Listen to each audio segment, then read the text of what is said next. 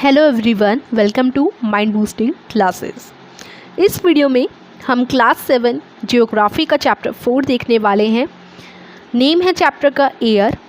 Video को शुरू करने से पहले अगर आपने अभी तक इस चैनल को सब्सक्राइब नहीं किया तो ज़रूर सब्सक्राइब कर दीजिए और बेल आइकन भी आप प्रेस कीजिएगा, जिससे आपको आगे आने वाली वीडियोस की नोटिफिकेशन टाइम टू टाइम मिलती रहे। सो चलिए शुरू करते हैं अपना चैप्टर। इसका बुक वर्क ऑलरेडी अपलोडेड है, तो अगर आप बुक वर्क देखना चाहते हैं तो डिस्क्रिप्शन में मैं लिंक दे दूंगी, आप जाकर बुक वर्क भी देख सकते हैं। जो क्वेश्चन आंसर्स हैं वो देख सकते हैं, डिस्क्रिप्शन में लिंक है। तो चलिए शुरू करते हैं। Our Earth is surrounded by a huge blanket of air called atmosphere. So what is atmosphere? हमारा अर्थ जो है वो एक ह्यूज ब्लैंकेट ऑफ एयर से कवर है, यानी हमारे एटमॉस्फेयर में हम कह सकते हैं हमारे अर्थ में एटमॉस्फेयर क्या होता है अभी हम यही समझ रहे हैं। तो बात करते हैं अर्थ की। तो अर्थ के चारों तरफ क्या है? हवा ही तो है। तो एक तरीके से हम कह सकते हैं कि हवा का एक बहुत बड़ा सा कंबल से पूरा जो धरती है वो घिरी हुई है। तो उसी कंबल को, जो ह्यूज ब्लैंकेट है ना एयर का, उसी को हम लोग एटमॉस्फेयर कहते हैं। सो एटमॉस्फेयर की डेफिनेशन तो यही हो गई। All living beings on this earth depend on the atmosphere for their survival. Atmosphere यानी हमारी एयर नहीं तो हम सांस नहीं ले सकते, एंड हम सांस नहीं लेंगे सो हम जीवित नहीं रह पाएंगे। तो सर्वाइव करने के लिए कोई भी लिविंग ऑर्गेनिज्म हो, कोई भी लिविंग बींग हो, उसको इस अर्थ पे सर्वाइव करने के लिए किसकी ज़रूरत है? एटमॉस्फेयर की। एटमॉस्फेयर इस मतलब ऑक्सीजन की ज़रूरत है, बेसिकली एयर की ज़रूरत है। और अगर एटमॉस्फेयर ही ना हो तो एयर नहीं होगी। तो एटमॉस्फेयर अगर ना हो तो हम सर्वाइव नहीं कर पाएंगे।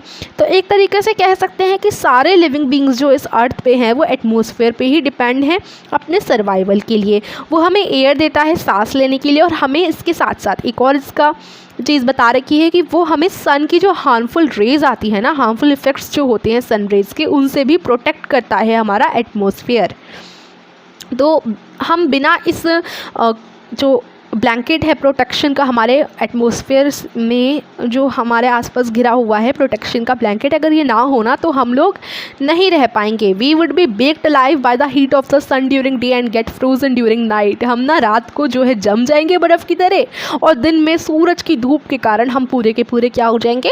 तप जाएंगे बहुत ज़्यादा, क्योंकि सन से यही हमें प्रोटेक्ट करता है, सन की हार्मफुल रेज से, या हम कह सकते हैं harmful effect of the sun rays. Sun की धूप की हार्मफुल इफेक्ट से ज़्यादा धूप आ जाएगी ना तो हम पूरे के पूरे तप सकते हैं। So it is this mass of air that has made the temperature on the earth livable. तो यही बोला गया है कि एटमॉस्फेयर की वजह से ही हम अभी अलाइव हैं, यानी जीवित हैं। सो अब यहाँ डू यू नो भी दे रखा है, इसको चलिए रीड करते हैं। कार्बन डाइऑक्साइड जो एटमॉस्फेयर में रिलीज़ होती है वो एक ग्रीन हाउस इफेक्ट बताती है। वो क्या करती है? हीट को ट्रैप कर देती है। जो अर्थ से हीट आती है इसको ट्रैप कर देती है, तो उसको हम ग्रीन हाउस गैस कहते हैं। किसको? कार्बन डाइऑक्साइड को। CO2 का, यानी कार्बन डाइऑक्साइड का एक और नाम है which is green house gas. ठीक है, तो बिना उसके and without it the earth would have been too cold to live in. बिना उसके ना अर्थ जो है ना पूरी ज़्यादा ठंडा सा हो जाएगा, अर्थ का जो माहौल है, और हम यहाँ नहीं रह पाएंगे। और however when its level in the atmosphere increases due to factory smoke or car fumes, the heat retained increases the temperature of the earth. This is called global warming. तो global warming कब होती है? जब carbon dioxide का जो level है ना वो ज़्यादा ही इंक्रीज़ हो जाता है फैक्ट्री स्मोक या कार के फ्यूम्स के कारण। तो जो हीट वो लेता है वो इंक्रीज़ हो जाता है, वो टेम्परेचर को इंक्रीज़ कर देता है, और इसी वजह से हमारी ग्लोबल वार्मिंग हो जाती है। इसी टेम्परेचर के राइज़, जो टेम्परेचर में राइज़ होता है ना, अचानक से टेम्परेचर बढ़ जाता है, इसी से स्नो हो जाती है। सबसे ज़्यादा ठंडे रीजन में ना स्नोफॉल हो जाती है of the world to melt. As a result the sea level rises causing floods in the coastal areas. इसी के कारण जो सी लेवल है वो भी बढ़ जाता है, और फिर फ्लड्स आ जाते हैं, बाढ़ आ जाती है पूरी की पूरी कोस्टल एरियाज़ में। कोस्टल एरियाज़ यानी जो नदी के किनारे के जो एरियाज़ हैं उनमें बाढ़ आ जाती है, जो ठंडे वाले इलाके हैं वहाँ स्नो हो जाती है, और बाकी ग्लोबल वार्मिंग तो होती है। There may be a drastic changes in the climate of a place leading to extinction of some plants and animals in the long run. Animals वगैरह भी, मतलब इतने सारे ड्रास्टिक चेंजेस आ जाते हैं ना क्लाइमेट में, तो कुछ प्लांट और एनिमल उनमें जीवित नहीं रह पाते और सर्वाइव नहीं कर पाते। तो ये काफ़ी सारे कॉजेज़ होते हैं। अगर ग्लोबल वार्मिंग आ गई, कार्बन डाइऑक्साइड की जो लेवल है वो ज़्यादा ही बढ़ गया ना, तो इससे काफ़ी सारी प्रॉब्लम्स भी क्रिएट हो सकती हैं। अब हम पढ़ेंगे कॉम्पोजिशन ऑफ द एटमॉस्फेयर। तो ये क्या है? तो आपको पता है जो हम हवा के द्वारा हम सांस लेते हैं वो एक्चुअली क्या है, बहुत सारी गैसेस का एक मिक्सचर है। नाइट्रोजन ऑक्सीजन 2 गैसेस हैं जो आप सभी जानते होंगे। इससे ज़्यादातर पूरा एटमॉस्फेयर इन्हीं दोनों गैसेस से भरा हुआ है, सबसे ज़्यादा हैं ये गैसेस पूरे एटमॉस्फेयर में। बाकी की जो बची वो है carbon dioxide, helium, ozone, argon and hydrogen, ये थोड़ी कम मात्रा में है। अब यहाँ आपको एक सर्कल में चार्ट भी बनाकर दिया गया है। आपको पता होगा 78% नाइट्रोजन होती है एटमॉस्फेयर में एंड 21% ऑक्सीजन होती है। तो सबसे ज़्यादा हैं ये दोनों गैसेस। बाकी बात करें कार्बन डाइऑक्साइड की तो ये सिर्फ 0.03% है, यानी 1% से भी कम है कार्बन डाइऑक्साइड। फिर आर्गन आती है और बाकी की जो हीलियम वगैरह बची वो ऑल अदर गैसेस में आ जाएंगी, जो कि सिर्फ और सिर्फ 0.04% हमारे एटमॉस्फेयर में होती हैं। और इन गैसेस से अलग हमारे कुछ छोटे छोटे डस्ट के पार्टिकल होते हैं जो कि बहुत टाइनी होते हैं, बहुत छोटे होते हैं, जो हवा में प्रेजेंट होते हैं। ये पाई चार्ट है, यानी एक सर्कल है और इसमें आप एक तरीके से सब कुछ डिवाइडेड है, तो इसको हम पाई चार्ट बोलते हैं। ठीक है, ये आपको डिफरेंट परसेंटेज दिखा रहा है एयर के सारे गैसेस की। नाइट्रोजन सबसे ज़्यादा प्लेंटीफुल गैस है हवा में, सबसे ज़्यादा है ये।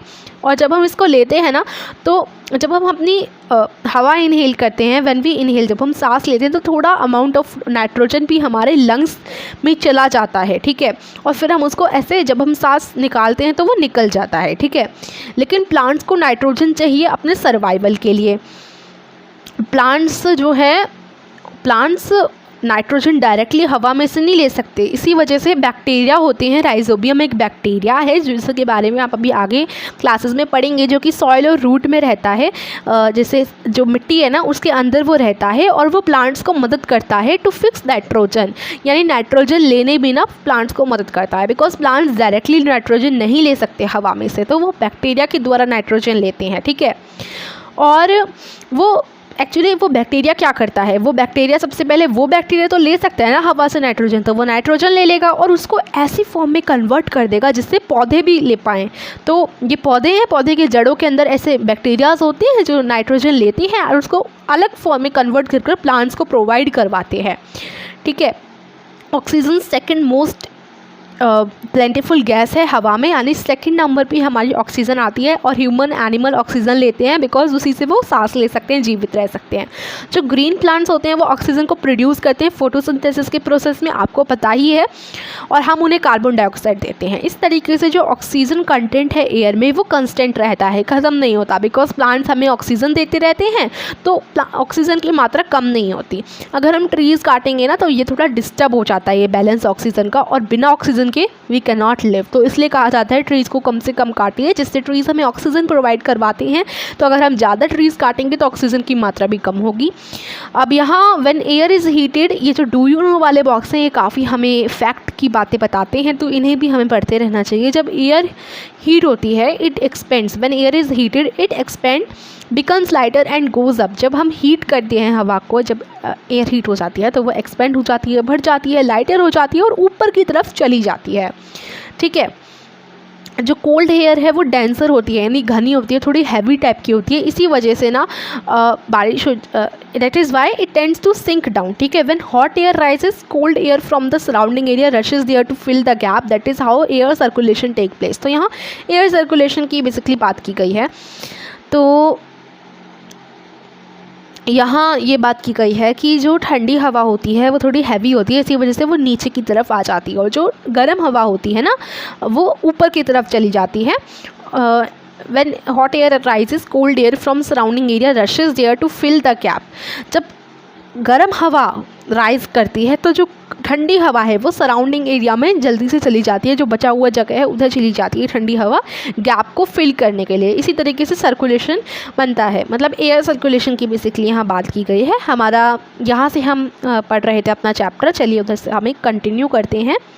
तो यहाँ बोला गया था, इधर तक हमने रीड कर लिया था। यहाँ नेक्स्ट पैराग्राफ शुरू होता है। कार्बन डाइऑक्साइड दूसरी इंपॉर्टेंट गैस है। सबसे पहले हमारी नाइट्रोजन आ गई। अगर हम ज़्यादा मात्रा में बात करें तो नाइट्रोजन है हमारे पास, ठीक है, हमारे सराउंडिंग में। उसके बाद हमारे एटमॉस्फेयर में, उसके बाद हमारी ऑक्सीजन आती है, एंड देन हमारी क्या आती है, कार्बन डाइऑक्साइड आ जाती है। कार्बन डाइऑक्साइड भी काफ़ी इंपॉर्टेंट है because green plants carbon dioxide का ही यूज़ करते हैं फोटोसिंथेसिस के प्रोसेस में, और कार्बन डाइऑक्साइड लेकर वो ऑक्सीजन को रिलीज़ करते हैं। जो ह्यूमंस या एनिमल्स होते हैं वो कार्बन डाइऑक्साइड रिलीज़ करते हैं, और जो प्लांट्स होते हैं वो हमें ऑक्सीजन देते हैं, ये आप सभी को पता है। The amount of carbon dioxide release by human और animal seems to be equal to the amount used by the plants which make a perfect balance.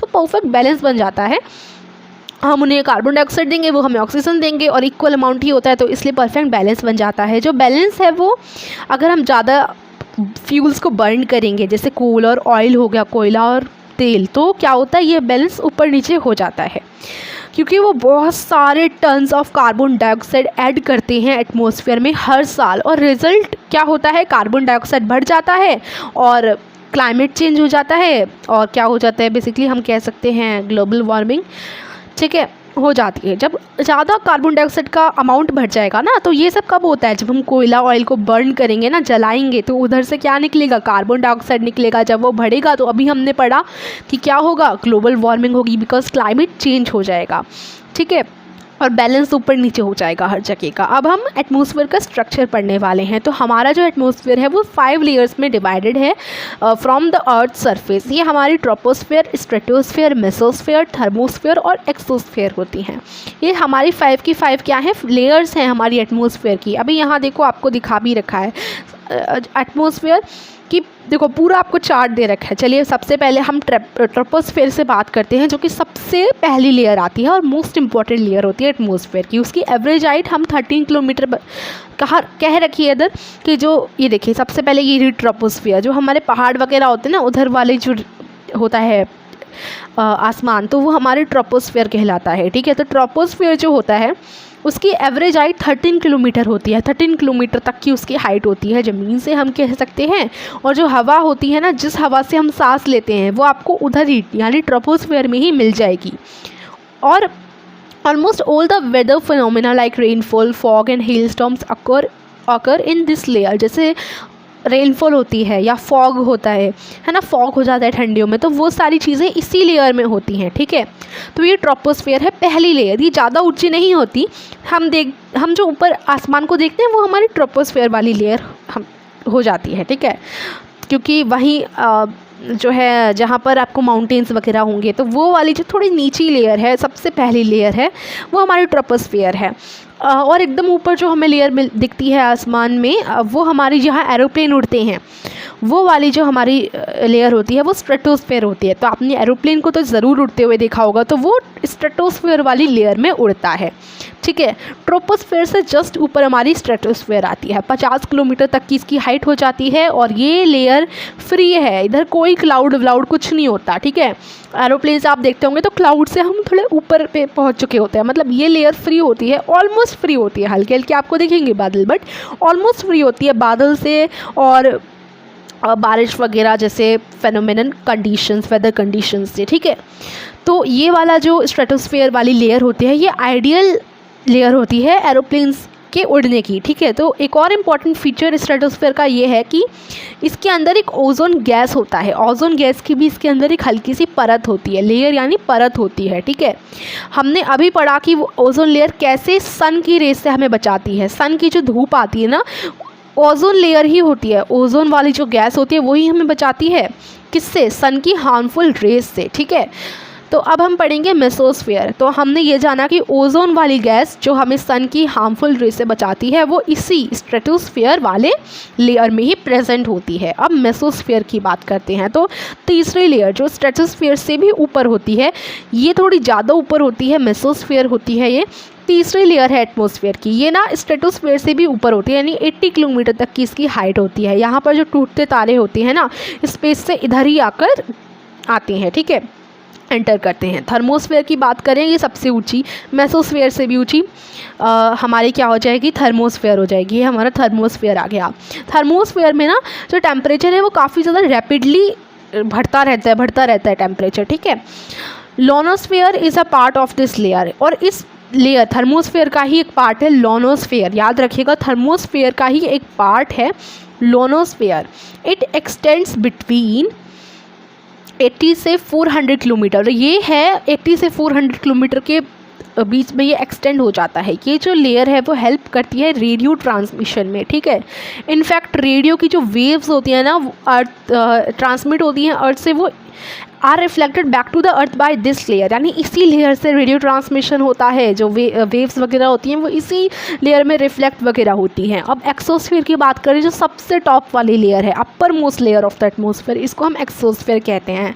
ये जो लेयर है काफ़ी पतली हवा होती है यहाँ पर, और बहुत सारी लाइट गैसेज होती हैं, जैसे हीलियम हमने पढ़ा, और हाइड्रोजन, ये सारी की सारी यहीं पर होती हैं, ठीक है, यहीं पर फ्लोट करती हैं। अब हम नेक्स्ट टॉपिक पे बढ़ेंगे। सारे के सारे हमने एटमॉस्फेयर की लेयर्स देखी थी, ठीक है। अब हम देखेंगे वेदर एंड क्लाइमेट के बारे में, ये नेक्स्ट हमारा टॉपिक शुरू होता है। तो वेदर एंड क्लाइमेट में है, is it going to rain today, क्या आज बारिश होने वाली है, या आज बहुत ज़्यादा गर्मी वाला मौसम होने वाला है, सूरज निकलने वाला है। कितनी बार हमने ये सुना है from anxious cricket fans speculating the fate of a one day match जब होता है तो क्या होगा, हम जो क्रिकेट फैंस हैं उनके मुंह से सुनते हैं कि क्या बारिश होगी, is it going to rain today, है ना। तो ये हम काफ़ी बार सुनते हैं। If we mention our body to be a radio and mind its speaker, weather is confirming whether is something that fiddles with its control knobs, whether is this R2R day to day condition of the atmosphere. Weather क्या होता है यहाँ basically यही हम समझते हैं, यही कहा गया है, वेदर के बारे में बताया गया है। वेदर और क्लाइमेट में डिफरेंस क्या होता है, तो ये क्वेश्चंस भी आते हैं। और write the difference between weather and climate. तो वेदर क्या होता है, ये हमारी R2R day to day condition होती है एटमॉस्फेयर की। अब जो वेदर होता है ना वो बदलता रहता है, ठीक है। आज बहुत ज़्यादा बारिश का सा माहौल था, लेकिन थोड़ी देर बाद रेनबो आ गया और सूरज निकल आया हल्का हल्का, तो वो चेंज हो गया ना हमारा वेदर। पहले क्या था, मॉनसून टाइप का था, रेनी टाइप का वेदर था, ठीक है। अगले दिन जैसे आज बारिश हुई, अगले दिन सूरज निकल आया। तो ये हमारा वेदर घंटे घंटे में बदलता रहता है। दिन की जो हर दिन की जो कंडीशन होती है, ये घंटे घंटे में बदलेगा, या एक दिन ऐसा है एक दिन अलग हो जाएगा, तो ये वेदर होता है, ठीक है। अ हॉट और ह्यूमिड वेदर में मेक वन इरिटेबल। तो देखिए, तो अगर बहुत ज़्यादा गर्मी है, ह्यूमिड टाइप का चिपचिपा वेदर है, तो उससे हमें इरिटेशन होने लग जाती है। एक बहुत ज़्यादा प्लीजेंट हवा चल रही है, हल्की हल्की भीनी, है ना, तो ऐसा जो वेदर होता है वो किसी को एक चीयरफुल बना सकता है, और हम सोच सकते हैं कि चलो हाँ आज हम ट्रिप पे जाते हैं, बाहर आउटिंग करने जाते हैं। तो ऐसा जब वेदर होता है, बड़ा सुहाना सा वेदर होता है, तो हमें मन करता है कि चलो आज बाहर आउटिंग पे चलेंगे। तो वेदर मूड भी हमारा चेंज करता है, और वेदर ड्रामेटिकली चेंज हो सकता है डे टू डे। और लेकिन जो average however the average weather condition of a place for a longer period of time represents the climate of a place. लेकिन climate is very different. Climate क्या होता है, हमारा जो रीजन है, हम जहाँ रहते हैं, हमारा जो एरिया है, वहाँ का एवरेज जो वेदर कंडीशन होती है, एवरेज जो वेदर होता है वहाँ का, जैसे हम बोल सकते हैं कि हाँ आज बारिश हुई, कल सूरज आया, लेकिन हमारे एरिया का एवरेज जो वेदर है वो बहुत ज़्यादा गर्मी वाला है, तो उसको हम क्लाइमेट कहते हैं, जो लंबे समय तक होता है, ठीक है। यानी राजस्थान का जो क्लाइमेट है वो कैसा है, ऐसे बोला जाता है ना, मतलब देखिए क्लाइमेट जो लंबे समय तक पूरा उधर का एवरेज जो वेदर कंडीशन है उस प्लेस की, वो क्लाइमेट कहलाती है, ठीक है। और जो चेंज होता रहे फ्रीक्वेंटली वो वेदर कहलाता है, ठीक है। तो जो क्लाइमेट है वो अलग अलग जगहों का अलग अलग होता है। तो मैं एग्जांपल भी दे रही थी राजस्थान का, कि राजस्थान का अगर हम बात करें कि उधर का जो क्लाइमेट है वो कैसा है, तो हम कह सकते हैं हॉट क्लाइमेट है, गर्म, ठीक है, क्योंकि वो हॉट डेजर्ट है। अगर हम बात करें हॉट डेजर्ट है वो राजस्थान, तो हॉट क्लाइमेट हम कह सकते हैं। अगर हम बात करें जम्मू कश्मीर की, तो वहाँ पर हम कह सकते हैं मॉडरेट क्लाइमेट रहता है, फैट गीला बारिश वाला, तो हम कह सकते हैं मॉडरेट क्लाइमेट, ठीक है। तो क्लाइमेट यानी जो पूरा उधर हम कहते हैं कि उधर का क्लाइमेट ऐसा है, उधर का क्लाइमेट ऐसा है, तो वो लंबे समय तक का जो उसका एवरेज वेदर कंडीशन होती है वो क्लाइमेट कहलाती है। बाकी वेदर काफ़ी डिफरेंट होता है, ठीक है।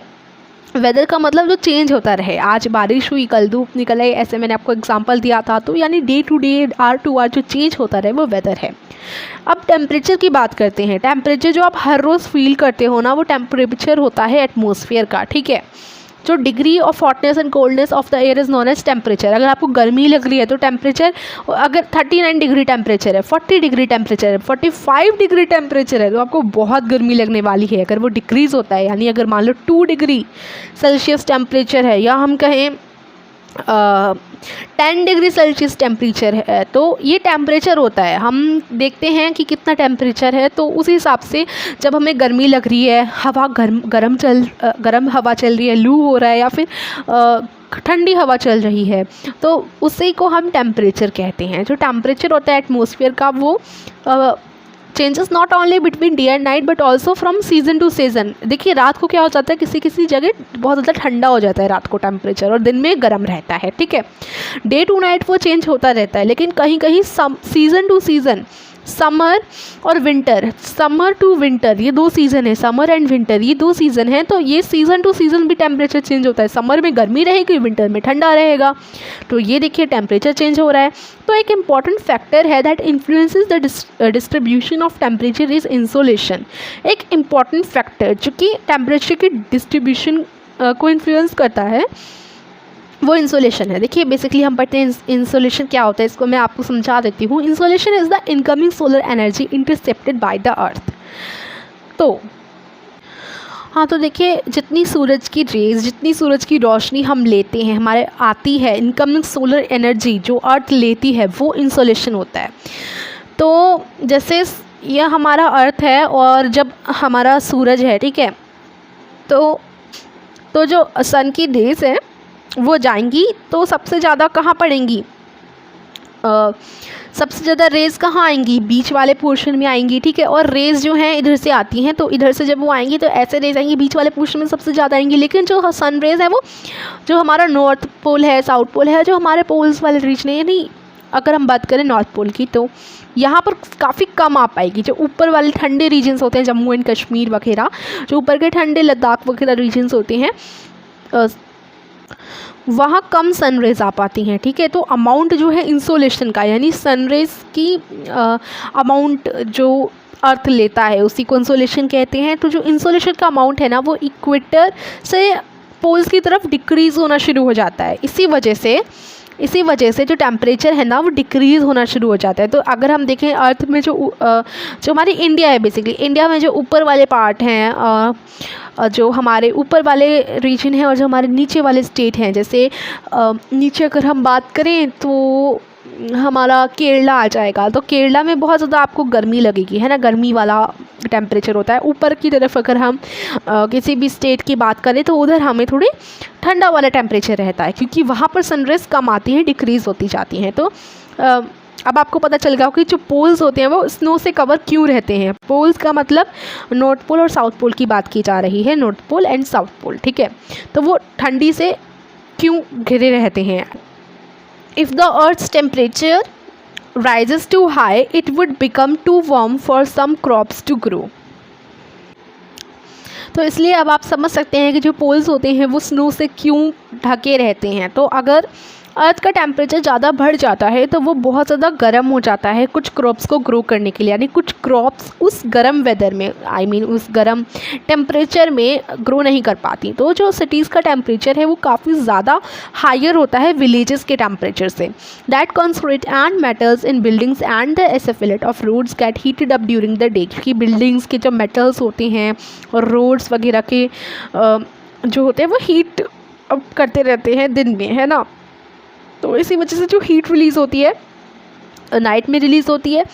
और बहुत सारी बिल्डिंग्स हैं सिटीज़ में, है ना, क्राउडेड हाई राइज बिल्डिंग्स, और बहुत सारी ऐसी चीज़ें हैं जिनकी वजह से हीट ज़्यादा रिलीज़ होती है, और इसी वजह से जो है वहाँ का टेम्परेचर थोड़ा हाई रहता है। Trap the warm air and thus raise the temperature of the cities, तो वो वार्म एयर को ट्रैप कर लेता है और इसी वजह से जो टेम्परेचर है सिटीज़ का वो ज़्यादा रहता है, ठीक है। एयर प्रेशर की अब हम बात करेंगे। जो स्टैंडर्ड यूनिट है टेम्परेचर को मेजर करने की वो सेल्सियस है, ज़्यादातर सेल्सियस में ही टेम्परेचर बताया जाता है। सेल्सियस जो है एंडर सेल्सियस ने डिस्कवर किया था। सेल्सियस स्केल में वाटर फ्रीजेस हो जाता है 0 डिग्री सेल्सियस पर और बॉयल हो जाता है 100 डिग्री सेल्सियस पर। अब हम बात करते हैं दूसरे डू यू नो की। यहाँ पर बोला गया है मून पर कोई भी एयर नहीं है। पहले हम ये एयर प्रेशर वाला टॉपिक पढ़ते हैं, फिर ये वाला डू यू नो पढ़ेंगे। तो आप सरप्राइज होंगे ये जानकर कि जो हवा है ना, the air above us presses with a great force on our bodies। जो हवा है, the air above us, हमसे ऊपर जो हवा है वो हमें काफ़ी ज़्यादा क्या करती है, प्रेस करती है, काफ़ी फोर्स से हमें प्रेस करती है हमारी बॉडीज़ को। हाउएवर हमें फील नहीं होता, बिकॉज एयर जो है हमें प्रेस करती है from all direction, her direction से हमें प्रेस करती है, और हमारा बॉडी जो है काउंटर प्रेशर को एक्सर्ट करता है, तो यानी हमें फील नहीं हो पाता, लेकिन हवा जो है हमें बहुत ज़्यादा प्रेस करती है फोर्स से। तो एयर प्रेशर, अब एयर प्रेशर की बात करेंगे, ये वो प्रेशर होता है जो कि exerted by the weight of air on the earth surface, जो प्रेशर बनता है जितनी भी हवा है उसके वेट से अर्थ सरफेस पर। तो जब हम ऊपर जाते जाएंगे एटमॉस्फेयर की लेयर के, हमने काफ़ी लेयर्स पढ़ी एटमॉस्फेयर के, जैसे जैसे हम ऊपर जाते जाएंगे जो प्रेशर है ना वो धीरे धीरे नीचे गिरते जाता है। इसलिए माउंटेनियर्स को माउंटेन चढ़ने पर जैसे वो ऊंचाई पर जाते जाते हैं तो सांस लेने में दिक्कत होती जाती है। जो एयर प्रेशर है अभी यहाँ बोला गया है the air pressure is highest at sea level and decreases with height. जो हाईएस्ट एयर प्रेशर होता है वो सी लेवल पर होता है, एकदम नीचे की तरफ, और हाइट के साथ साथ वो कम होता जाता है। Horizontally the distribution of air pressure is influenced by the temperature at air at a given place. और हॉरिजॉन्टली जो डिस्ट्रीब्यूशन होता है एयर प्रेशर का वो किस पर डिपेंड करता है कि टेम्परेचर कितना है एयर का किसी भी गिवन प्लेस पे। In areas where temperature is high the air get heated and rises. तो जहाँ टेम्परेचर ज़्यादा होता है एयर हीटेड हो जाती है, गर्मी टाइप की एयर हो जाती है और बढ़ जाती है, राइज हो जाती है। तो वो एयर, वो जो एरिया होता है वो लो प्रेशर एरिया हो जाता है, ठीक है। Low pressure is associated with cloudy skies and wet weather. और लो प्रेशर में ज़्यादातर क्या होता है, जब लो प्रेशर होता है एयर का तो ज़्यादातर क्लाउडी स्काइज रहती हैं और जो है बारिश वाला माहौल रहता है। In areas having lower temperature the air is cold. और जहाँ टेम्परेचर कम होता है ना, जिन एरियाज़ में लोअर टेम्परेचर होता है वहाँ की जो हवा होती है वो बहुत ज़्यादा ठंडी होती है। इट इज़ देयरफॉर हैवी, और इसी वजह से वो जो हवा है वो हैवी भी होती है। Heavy air sinks and creates a high pressure areas. Heavy air sink हो जाती है और काफ़ी ज़्यादा हाई प्रेशर एरिया बनाती है। High pressure is associated with clear and Sunny sky. और जिन एरिया में हाई प्रेशर होता है वहाँ पर आसमान क्लियर रहता है और सनी रहता है। जो एयर है वो हमेशा मूव करती है from high pressure areas to low pressure areas. ये ध्यान में रखेगा, एयर हमेशा मूव करती है हाई प्रेशर एरियाज से लो प्रेशर एरियाज की तरफ, ठीक है।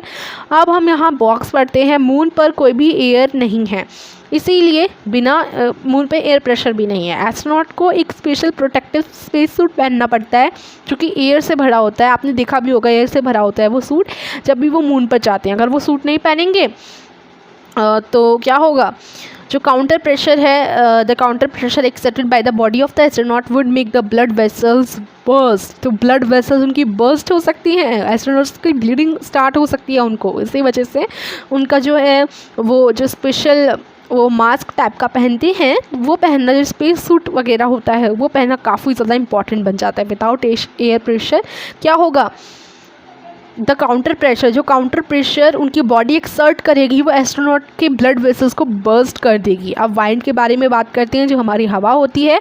Movement of air from high pressure area to low pressure areas is called wind. हमने पढ़ा कि हाई प्रेशर एरिया से लो प्रेशर की एरिया की तरफ मूवमेंट करती है एयर, तो उसी हवा की मूवमेंट को हम वाइंड कहते हैं। आप विंड को देखोगे as it blows dry leaves down the pavement और अपरूट ट्रीज ड्यूरिंग स्टॉर्म। जब बहुत ज़्यादा हवा चलने लग जाती है तो ट्रीज भी उखड़ जाती हैं, ठीक है। और जब कम हवा चलती है तो आप पत्तियों को हिलते हुए देखते होगे, है ना। और जब कभी कभी जब विंड जो है वो बहुत ज़्यादा धीमी धीमी चलती है तो आप देखोगे इट ब्लोइंग अवे स्मोक और फाइन डस्ट, हल्की हल्की ना धुएं को भी, या फिर हम कहेंगे कि डस्ट को अपने साथ वो उड़ा कर ले जाती है। कभी कभी विंड इतनी स्ट्रांग हो जाती है कि उसके साथ चलना डिफ़िकल्ट हो जाता है। इतनी तेज़ आंधी तूफान आते हैं कि जब आप चलोगे ना तो ऐसा लगेगा कि हवा आपको पीछे धकेल रही है, ठीक है। तो आपने इसका एक्सपीरियंस तो ज़रूर किया होगा, अम्ब्रेला लिया होगा आपने ज़रूर। जब बहुत ज़्यादा विंडी डे होता है, बहुत ज़्यादा तेज़ हवा चल रही होती है तो अम्ब्रेला को हमें पकड़ना पड़ता है। तो आप कोई और एग्जाम्पल भी ढूंढ सकते हो जब आपने इतनी सारी स्ट्रॉन्ग विंड्स का सामना किया हो। विंड्स जो है, ये वाइंड जो है, विंड जो है, ये नाम कैसे पड़ा, ये डायरेक्शन से नाम पड़ा है, फ्रॉम विच इट ब्लोज, जिस डायरेक्शन से वो चलती है उधर से ही ये नाम पड़ा है। जो वाइंड है वो blowing from the west is called westerly. जो वाइंड है, the wind blowing from the west is called westerly. जब वेस्ट से हवा चलती है तो उसको हम वेस्टर्ली कहते हैं। उसके बाद यहाँ आपको दे रखा है, हाँ, तो हवा भी अलग अलग टाइप की होती हैं। 3 टाइप्स की होती हैं basically, permanent winds, seasonal winds और लोकल विंड्स। तो परमानेंट यानी the trade winds westerlies and easterlies are permanent winds, जो वेस्ट की तरफ से चले वेस्टर्लीज, ईस्ट की तरफ से चले ईस्टर्लीज। तो ये जो हवा होती है ना, ये परमानेंट विंड्स कहलाती हैं, ठीक है। ये कंस्टेंटली चलती रहती हैं, पूरे साल जो हवा चलती रहती है पर्टिकुलर एक ही डायरेक्शन में, या तो इधर या इधर, एक डायरेक्शन में जो हवा चलती रहे पूरी साल, वो हमारी परमानेंट विंड्स होती हैं। सेकंड बात करते हैं सीजनल विंड्स की। ये जो वाइंड है वो अपनी डायरेक्शन चेंज करती रहती है डिफरेंट सीजन में। अगर दूसरा सीजन आया तो इधर से चलेंगी, दूसरे सीजन में दूसरी तरफ का डायरेक्शन वो चेंज कर देंगी।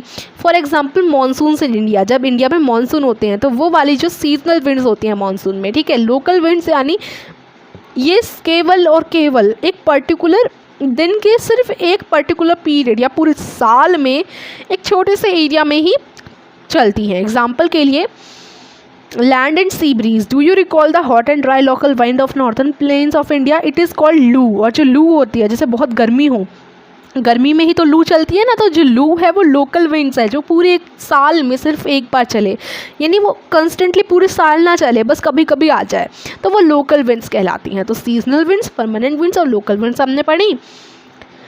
यहाँ पर आपको मेजर प्रेशर बेल्ट्स और वाइंड सिस्टम पूरा दे रखा है कि पोलर यानी यहाँ पर हाई प्रेशर, पोल्स पे हाई प्रेशर होता है ना, तो यहाँ इस तरीके से ईस्ट की तरफ से विंड चलती है और यहाँ वेस्ट की तरफ से चलती हैं जब थोड़ा सा लो प्रेशर टाइप का आ जाता है। और यहाँ पे देखो नॉर्थ है ट्रेड विंड, यानी ट्रेड विंड को ही हम परमानेंट विंड कह सकते हैं। ट्रेड विंड जो इधर से आपको चलती हुई दिख रही है एक ही डायरेक्शन में। फिर ये साउथ की ट्रेड विंड हो गई जो इस तरफ चल रही हैं, ठीक है, एक ही डायरेक्शन में चलती हैं। उसके बाद यहाँ पर वेस्ट की तरफ बता रखा है और फिर यहाँ पर इस तरफ बता रखा है, तो यहाँ डायरेक्शंस बता रखी हैं ईस्ट वेस्ट नॉर्थ साउथ के हिसाब से, मतलब ईस्ट की तरफ से चलें तो ईस्टर्लीज, वेस्ट की तरफ से तो वेस्टर्लीज। अब साइक्लोन के बारे में पढ़ते हैं। ओडिशा, जो कि चलिए इसको पढ़ लेते हैं, वैसे आई थिंक ये उतना इम्पॉर्टेंट नहीं है। साइक्लोन की यहाँ बेसिकली बात की गई है, यहाँ यही बता रखा है कि ओडिशा ईस्टर्न सी कोस्ट पर है इंडिया के, और उधर काफ़ी सारे साइक्लोन आए थे। 17-18 अक्टूबर 1999 साइक्लोन ने 5 डिस्ट्रिक्ट इस स्टेट के हिट किए थे, और दूसरा सुपर साइक्लोन 1999 में आया था 29 अक्टूबर में, और उसमें भी काफ़ी सारे लार्ज पोर्शन स्टेट के ध्वस्त हो गए थे। जो डैमेजेस थे वो मेनली 3 तरीके ड्यू टू 3 फैक्टर्स, 3 वजह से हुए थे। एक तो वाइंड वेलोसिटी की वजह से, हवा मतलब बारिश की वजह से, और टाइडल सर्ज की वजह से। जो हवा है वो 260 किलोमीटर तक ऊपर थी per hour, lasted for over 36 hours, मतलब बहुत तेज़ इधर तूफान आया था, और काफ़ी सारे पेड़, कच्चे हाउसेस डैमेज हो गए हवा की वजह से, और जो रूफ टॉप्स थे, कुछ इंडस्ट्रियल शेड्स वगैरह सब कुछ ध्वस्त हो गया, घर भी उड़ गए, मतलब इतना तेज़ हुआ ये सब। पावर सप्लाई वगैरह सब बहुत ज़्यादा नुकसान हुआ, और बाढ़ आ गई थी इस वजह से काफ़ी ज़्यादा, रिवर्स भी, और 20-20 किलोमीटर तक चली थी ये बता रखा है। काफ़ी मैसिव डिस्ट्रक्शन हुआ कोस्टल एरियाज़ में। The 7 to 10 metre high tidal wave introduced suddenly and cause massive damage to the standing paddy crops वगैरह सब में बहुत ज़्यादा नुकसान हुआ। और cyclone originated as depression in the Gulf of Thailand near east of Port Blair on 25 October 1999 and gradually moved in northwest direction. Cyclone को originate किया जाता है डिप्रेशन से गल्फ ऑफ थाईलैंड वाले एरिया में, जो कि ईस्ट ऑफ पोर्ट ब्लेयर के पास है। 25 अक्टूबर 1999 की बात है, और ग्रेजुअली जो ये पूरा साइक्लोन था वो मूव कर गया नॉर्थ वेस्ट वार डायरेक्शन में। सुपर साइक्लोन इसका नाम दिया गया है क्योंकि इसने बहुत सारा नुकसान किया था। और बाकी आपको इसी के बारे में बताया गया है जो कि ओडिशा में आया था। मॉइस्चर के बारे में बात करते हैं। जब वाटर एवेपोरेट होता है ज़मीन से और डिफरेंट वाटर बॉडीज से, तो जो वाटर उड़ता है ना उसे हम वाटर वेपर कहते हैं, ठीक है। और जो मॉइस्चर होता है हवा में, moisture in the air at any time is known as humidity. और जो मॉइस्चर चिपचिपापन आप महसूस करते हैं उसे ह्यूमिडिटी कहते हैं। और जब एयर पूरे वाटर वेपर से भर जाती है तो हम उसको ह्यूमिड डे कहते हैं। ह्यूमिड डे जहाँ हमें बहुत इरिटेशन टाइप का लगता है। जब हवा गर्म हो जाती है तो कैपेसिटी जो होता है वाटर वेपर की वो बहुत ज़्यादा इंक्रीज़ हो जाती है। इसी वजह से ज़्यादा ह्यूमिड होता जाता है। जब गर्मी वाला दिन होता है तो ह्यूमिडिटी भी कभी कभी गर्मी के साथ ह्यूमिडिटी भी आ जाती है, ह्यूमिड डे भी हो जाते हैं, तो वो बहुत ज़्यादा चिपचिपापन उसमें होता है, पसीने से आते रहते हैं, तो कपड़ों को ना ज़्यादा लंबा टाइम लगता है सूखने में, ठीक है। क्योंकि on humid day clothes take longer to dry and sweat from our body does not evaporate easily। जो पसीना हमें आएगा ना वो जल्दी नहीं सूखेगा इन दिनों में, ठीक है।